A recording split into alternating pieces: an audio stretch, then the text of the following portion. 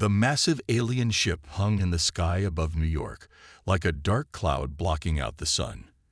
Its surface gleamed with strange purple markings that pulsed with energy.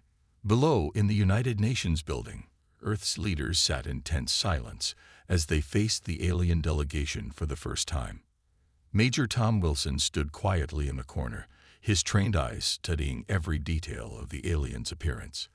As Earth's top sniper with over 200 confirmed kills in various conflicts, he had been chosen as part of the security detail. Though his rifle was back at base, his mind automatically calculated distances and angles out of habit. The alien leader, who called himself Commander First, stepped forward. His tall, gray-skinned frame moved with unnatural smoothness. "Your world has much to learn," he said through their translator device. "Your weapons are primitive. Your tactics are outdated. Join our coalition, and we will elevate you." General Roberts of the United States Army cleared his throat. "Perhaps a demonstration of our military capabilities would help you understand Earth's strength." Commander First's mouth stretched into what might have been a smile. "Yes. Show us your best weapons." The meeting moved to a nearby military base.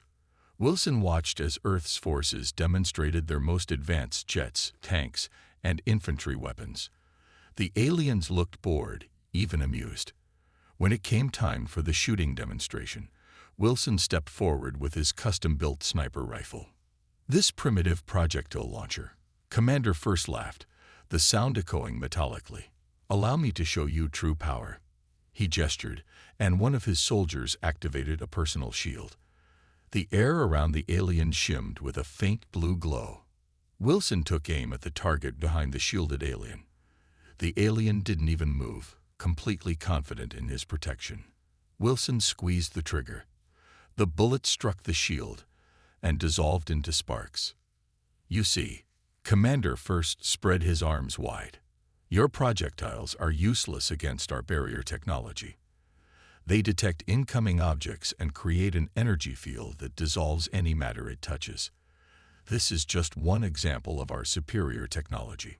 Wilson said nothing, but his eyes narrowed slightly. Just before the bullet hit, he had noticed something interesting about the shield's reaction time. He filed that information away for later. The demonstration continued as the aliens showed off their energy weapons, beams of light that could melt through tank armor, handheld plasma guns that turned targets into ash. But Wilson noticed they never fired from more than 50 meters away. Every weapon, every tactic was designed for close combat. "Your planet has 1 week to submit to our coalition," Commander First announced at the end of the day. "We are generous. We offer protection and advancement. But if you refuse..." He let the threat hang in the air. Later that evening, Wilson sat in a secure military briefing room with Earth's top generals and scientists. "Their shields have a weakness," he said quietly. Everyone turned to look at him. "There's a delay milliseconds when the shield adjusts to different energy levels. That's why they fight up close. Their weapons have consistent energy outputs. But a bullet's kinetic energy changes with distance traveled." Dr. Adams, the lead weapons researcher, leaned forward. "Are you suggesting we could exploit this delay?" Wilson nodded. "With the right calculations, taking into account distance, wind, and gravity, we could time a shot to hit during the recalibration. But it would have to be from far enough away that the bullet's energy profile forces the shield to adjust."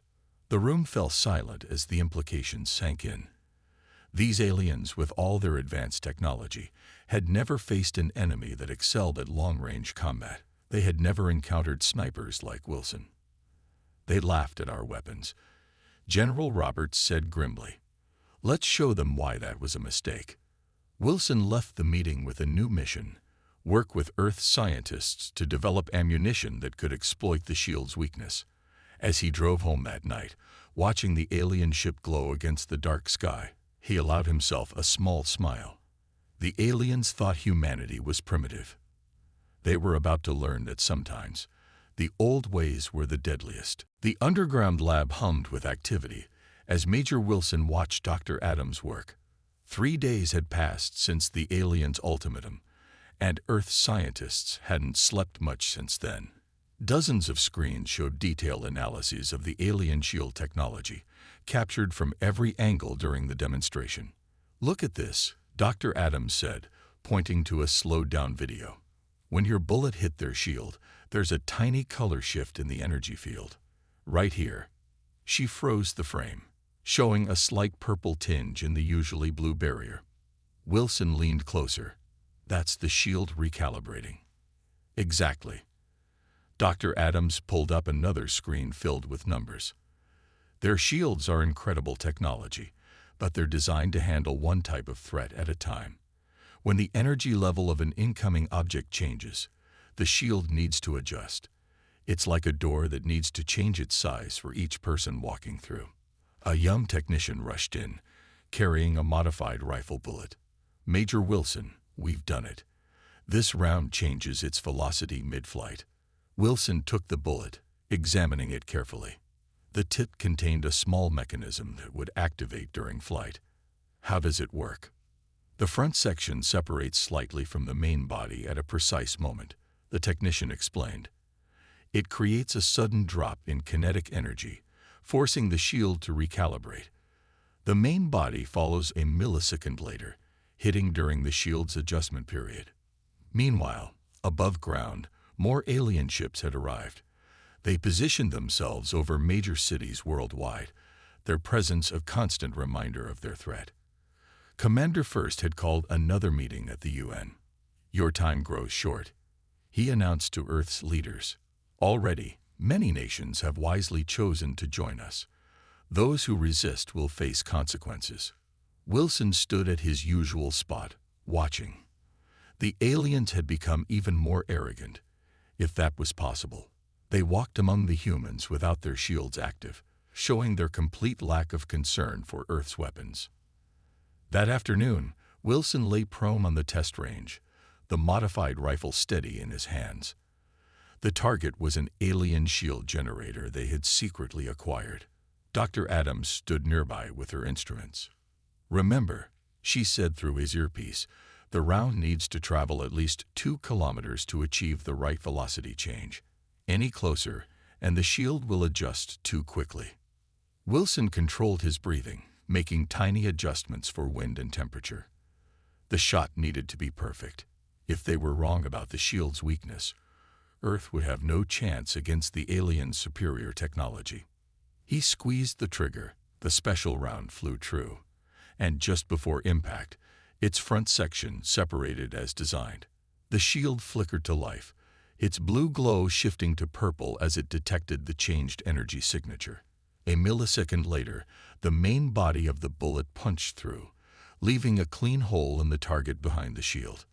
Dr. Adams whooped with joy, but Wilson remained focused. "How many of these rounds can we make before the deadline?" "We've already started mass production," she replied. "Every sniper in Earth's combined military forces will have them within 48 hours. That evening, in a secure bunker, military leaders from around the world gathered to review the test footage. Wilson explained the technical details in simple terms. "The aliens fight up close because that's where their shields work best. They've never needed to defend against long-range attacks. We can use that against them." General Roberts nodded. "All our elite snipers are being moved into position near alien command posts. As soon as they make their move, we make ours." Wilson studied the map showing alien positions. Their overconfidence had led them to place their commanders in obvious locations, usually at the top of the tallest buildings. They never considered that humans could hit targets from kilometers away. "They think we're primitive," Wilson said, checking his rifle one last time. "But sometimes the simplest solution is the best one. When their shields fail, they'll learn it the hard way." The room fell quiet as everyone realized what was coming. In just 2 days, either Earth would begin its resistance, or humanity would be forced to submit. Everything depended on whether their theory about the alien shields proved right in actual combat. Dawn broke over New York City as Major Wilson settled into his hidden position. He lay perfectly still on the roof of an abandoned office building, 2.5 kilometers from his target. The alien command post stood atop the Empire State Building, its purple energy barriers glowing against the morning sky. Through his scope, Wilson watched alien soldiers patrol the streets below. They weren't even trying to hide. Why should they? Their shields made them feel invincible. Wilson's earpiece crackled with General Roberts' voice. All teams in position. Remember, we only get one chance at surprise. The deadline for Earth's surrender had passed an hour ago. As expected, the aliens had immediately begun their show of force. Energy weapons carved through military bases worldwide. But they hadn't attacked civilian targets yet. They wanted to preserve their future workforce. Wilson checked his data tablet. Temperature, 15 degrees Celsius. Wind speed, 7 kilometers per hour from the northwest. Humidity, 62%. Every factor had to be perfect for this shot. The modified round in his rifle was the product of 3 days of continuous scientific work, and he wouldn't waste it. Multiple bogeys incoming, his spotter, Jack, whispered from nearby. Looks like their regional commander is arriving for the victory speech. Through his scope, Wilson saw an ornate alien shuttle descend onto the Empire State Building's landing pad. Commander first stepped out, his gray skin gleaming in the morning light. He wasn't even wearing his personal shield. The aliens were so confident in their victory that they had become careless. Target confirmed. Wilson breathed into his radio. Similar confirmations came in from snipers positioned near alien command posts in London, Moscow, Beijing, and other major cities. They would all fire at exactly the same time. Commander first raised his arms to address the crowd of aliens below. His voice boomed through their amplification technology. The primitive humans have chosen resistance. Now they will learn. Execute, General Roberts' voice cut through the radio. Wilson squeezed the trigger. The special round left his rifle at precisely calculated velocity. As it traveled, the front section separated exactly as designed. At 2.5 kilometers, the physics were perfect. The alien shield detected the first piece and activated, then had to recalibrate for the main bullet. Through his scope, Wilson saw the shield around the command post flicker from blue to purple. In that millisecond of recalibration, the main body of his round passed through. Commander First's speech ended mid-sentence. For 3 seconds, nothing happened. The aliens stared at their fallen commander in complete silence. Then chaos erupted. Target down, Wilson reported calmly, already packing his gear. Similar confirmations came in from around the world. 5 alien command posts hit simultaneously, all from distances their shields weren't designed to handle. They're scrambling, Jack reported, watching through his binoculars. Their formations are breaking. They've never dealt with this kind of attack before. Alien soldiers activated their shields and fired energy weapons randomly, but they had no idea where the shots had come from. Their entire combat doctrine was based on close-range superiority. They didn't even have equipment to detect snipers at this distance. All teams relocate to secondary positions, General Roberts ordered. Phase 2 begins in 3 hours. As Wilson and Jack quickly moved through their planned escape route, they could hear alien ships screaming overhead, desperately searching for the attackers. But the aliens were looking in the wrong places, scanning only the nearby buildings. They still don't understand, Jack said as they reached their hidden vehicle. They can't believe we hit them from so far away. Wilson stored his rifle carefully. That's why we'll win. They think their technology makes them superior, but they never learn the basics of warfare. Sometimes the old ways are still the best. Above them, the alien ships continued their futile search pattern, never thinking to look beyond their usual combat range. The first shot of humanity's resistance had been fired, and the aliens' confidence had been shattered along with their shields. The real war was about to begin. The alien high command center buzzed with frantic activity. 3 days had passed since the synchronized sniper attacks, and their entire invasion plan had fallen into chaos. The replacement for Commander First, who called himself Commander Second, stared at the holographic displays showing their losses. Impossible, he muttered, his gray skin pale with stress. 5 command posts, 5 commanders, all killed by primitive projectile weapons that shouldn't have penetrated our shields. Major Wilson watched this scene through his scope from 2 kilometers away. After their first successful strike, Earth's military had planted tiny cameras in the aliens' bases. Now they could watch their enemies unravel from the inside. "They're starting to panic," Jack whispered, monitoring the alien communications they'd managed to intercept. "Their soldiers are refusing to patrol in groups smaller than 20. They're keeping their shields on constantly, which is draining their power cells faster than they can recharge them." Wilson allowed himself a small smile. The aliens' greatest weakness wasn't their shield technology. It was their inability to adapt to a completely different style of warfare. They had never faced an enemy who could strike from beyond visual range. In the command center, Commander Second slammed his fist on the holographic table. "Find their snipers. Search every building." "Sir," one of his officers responded, "we've searched all buildings within standard combat range." "Nothing." "Then search farther." "But sir, their primitive weapons couldn't possibly be effective beyond." The officer never finished his sentence. A single shot from Wilson's rifle pierced the command center's window during a shield recalibration, ending another alien leadership meeting. "Target down," Wilson reported calmly. "Moving to exit point, Charlie." As they quickly packed their gear, Jack monitored the chaos erupting below. "They're completely losing it now. Half their troops are firing at random buildings, but they're still not looking far enough away." Similar scenes played out in cities worldwide. Earth's snipers, now all equipped with shield-piercing rounds, struck from impossible distances. The aliens' tight formations, designed for close-quarter combat, only made them easier targets. General Roberts coordinated the global resistance from a hidden bunker. "Report from London, team," he told Wilson through the secure radio. "Aliens are starting to bomb tall buildings out of desperation. They think that will stop us." "Let them waste their energy," Wilson replied as he drove their nondescript van through back streets. "We don't need tall buildings. Any small hill or ridge will do for these shots." The aliens' entire combat doctrine was falling apart. They had always fought up close, where their energy weapons were most effective. Their tactics, their technology, even their ships were all designed for short-range superiority.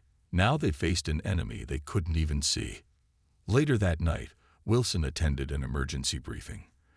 The room was filled with Earth's top military leaders and scientists.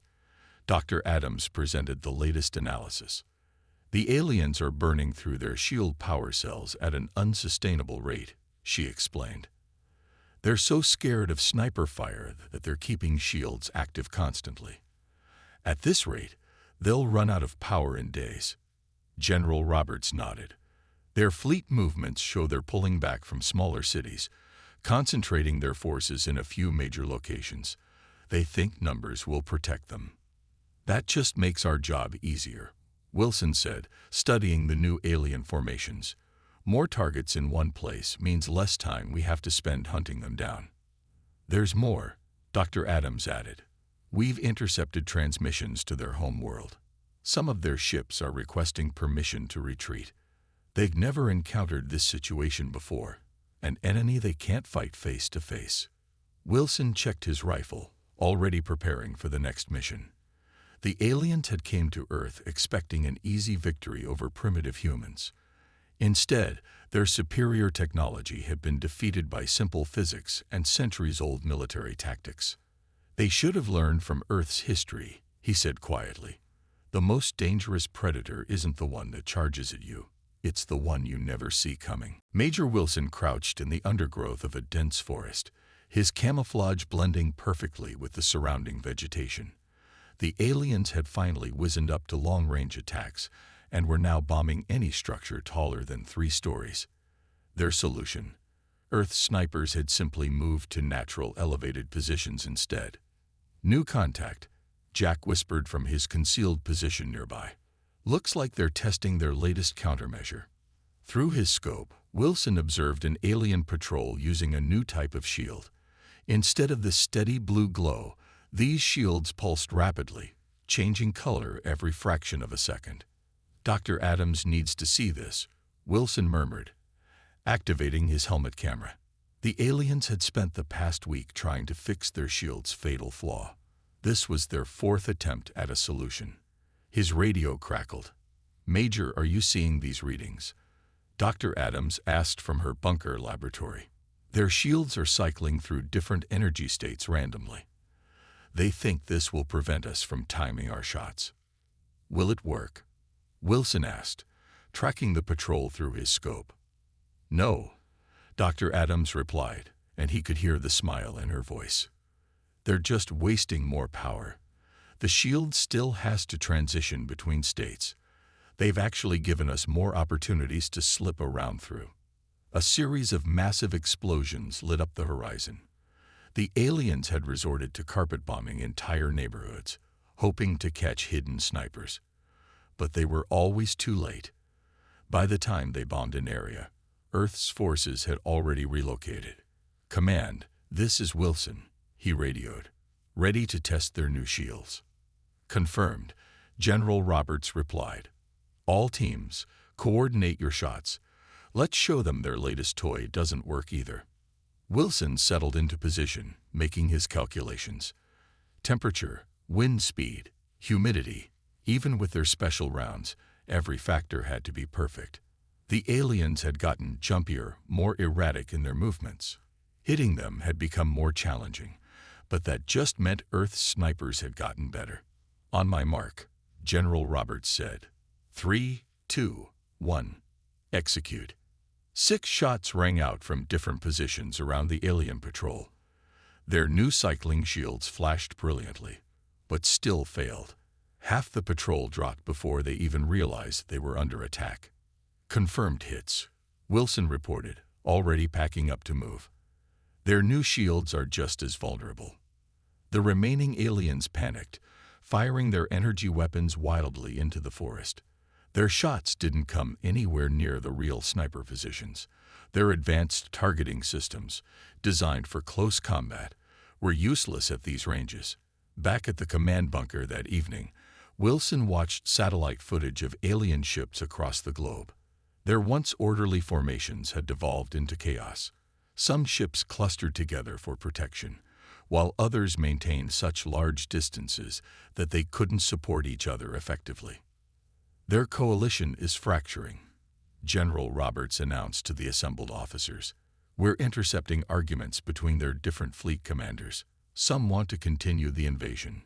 Others are calling for retreat." Dr. Adams pulled up new data on the main screen. They've lost 60% of their commander-level officers to sniper fire. Their entire chain of command is in shambles. They never prepared for losses like this. They thought their shields made their leaders invulnerable. "What about their supreme commander?" Wilson asked, studying the tactical displays. "The one coordinating their whole invasion. Still hiding in their main ship above New York," General Roberts replied.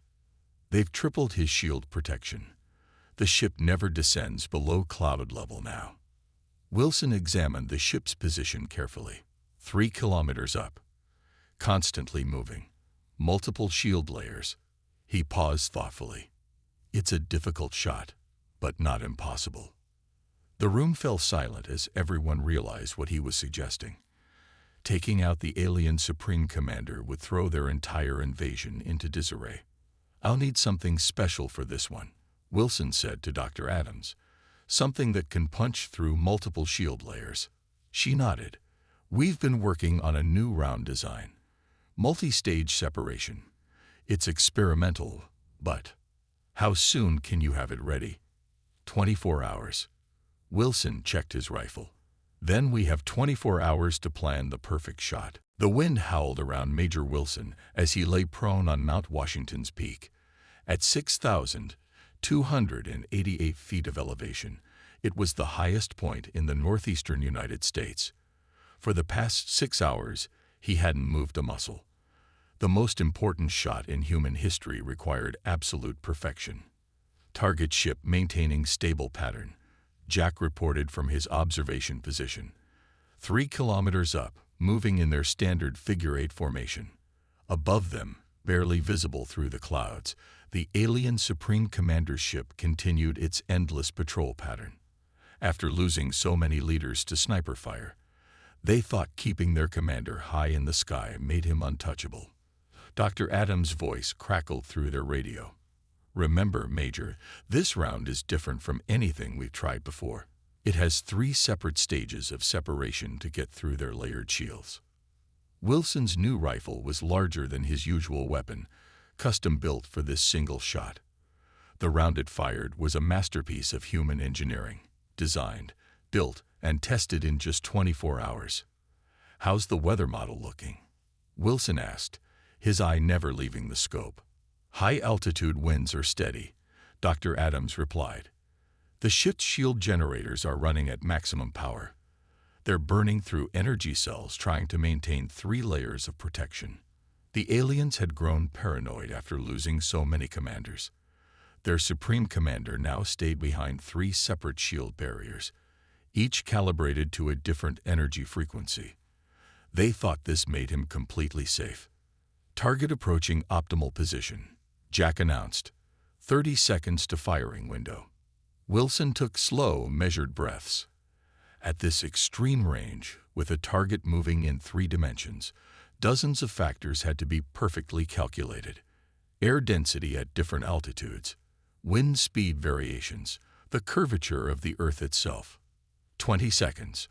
He made microscopic adjustments to his aim, compensating for variables that would affect the round's 3-kilometer vertical journey. 10 seconds. The alien ship moved exactly where their calculations predicted. After weeks of observation, they had discovered that even the supposedly random parts of its patrol pattern followed a subtle rhythm. 5 seconds. 4, 3, 2, 1. Wilson squeezed the trigger. The special round launched with a crack that echoed off the mountainside. As it soared upward, its first stage separated. The outer shell hit the first shield layer, causing it to flare brilliant blue. In the millisecond it took that shield to recalibrate, the second stage was already through. "First barrier penetrated," Dr. Adams reported, watching through specialized sensors. The second stage hit the middle shield, its engineered energy signature forcing another recalibration. The aliens had never considered that humans could create a round sophisticated enough to exploit multiple shields in sequence. Second barrier down. The final stage, no larger than a pencil eraser, reached the inner shield just as it tried to adjust to the second impact. 3 kilometers up, a small flash lit the clouds. For several seconds, nothing happened. Wilson kept his eye pressed to the scope, waiting. Suddenly, the massive alien ship's engine sputtered. It drifted off its precise course, then began losing altitude. "Direct hit confirmed," Jack shouted. "Their Supreme Commander is down." Wilson immediately began packing his gear. They'd learned early in the war not to stay in one place after taking the shot, but this time, there was no immediate response. No retaliatory bombing. No random energy weapon fire. "Something's different," he said, scanning the sky. Through gaps in the clouds, they could see other alien ships breaking formation. Some started ascending rapidly toward space. Others descended erratically, as if their crews were arguing about what to do. Their entire command structure just collapsed, General Roberts announced over the radio. Without their Supreme Commander, each ship captain is making their own decisions. The invasion force is falling apart.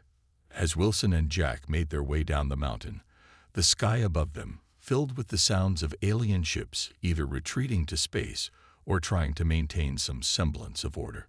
3 kilometers straight up, Jack said, shaking his head in amazement. They'd really thought that made them safe. Wilson stored his rifle carefully in its case. They never understood. It's not about the distance. It's about respecting your enemy's capabilities. They laughed at our weapons, right up until the end. 1 month after the shot that changed everything, Major Wilson stood at the United Nations podium. The room was filled with both human leaders and alien representatives, not conquerors this time, but diplomats seeking peace. The war is officially over, General Roberts announced to the assembly. The last hostile alien ships left Earth's orbit yesterday. Wilson studied the alien diplomats. Their body language was completely different now. Gone was the arrogance, replaced by careful respect. They sat up straighter whenever they noticed his attention, acutely aware of what human snipers could do. Our coalition has splintered, the new alien representative admitted. His translator device couldn't hide the humility in his voice. Many of our worlds have declared independence. The Supreme Commander's death showed them that our technology wasn't as superior as we claimed. The aliens had learned expensive lessons. Their entire military doctrine, based on close combat superiority, had been shattered. Reports came in daily of their forces adopting new tactics across the galaxy, frantically training for long-range combat they had previously dismissed as primitive. Dr. Adams presented the technical analysis of the war. The alien shield technology was advanced, but specialized. They never considered that a simpler weapon, used creatively, could defeat it. Their overconfidence was their weakness. Screens around the room showed footage from the conflict. Alien ships that once flew boldly in low formations now stayed at extreme altitudes, wary of ground fire. Their ground troops had abandoned their tight groups in favor of scattered deployments that were harder to target. We've received communication from 17 other alien species, General Roberts continued. They all want to discuss peaceful relations with Earth. It seems our reputation has spread. Wilson remembered the aliens' mockery during that first demonstration, when they laughed at his rifle. Now that same rifle design was changing warfare across the galaxy. The aliens had learned that no technology, no matter how advanced, made you invincible. After the ceremony, Wilson walked through New York's streets. Workers were repairing the damage from the invasion, but leaving some buildings scared as reminders. The Empire State Building, where that first crucial shot had proven the alien shields weren't perfect, would keep its battle marks as a monument. "Major," called a voice. Wilson turned to see the alien diplomat approaching, flanked by nervous guards. "May I speak with you?" Wilson nodded. The alien seemed to gather his courage. "That shot you made," the diplomat said, 3 kilometers straight up through 3 shield layers. Our best analysts said it was impossible. How did you do it? Wilson considered his answer carefully. "We studied. We practiced. We respected the challenge instead of dismissing it. Your people thought their technology made them superior, so they stopped learning. That's why you failed." The diplomat nodded slowly.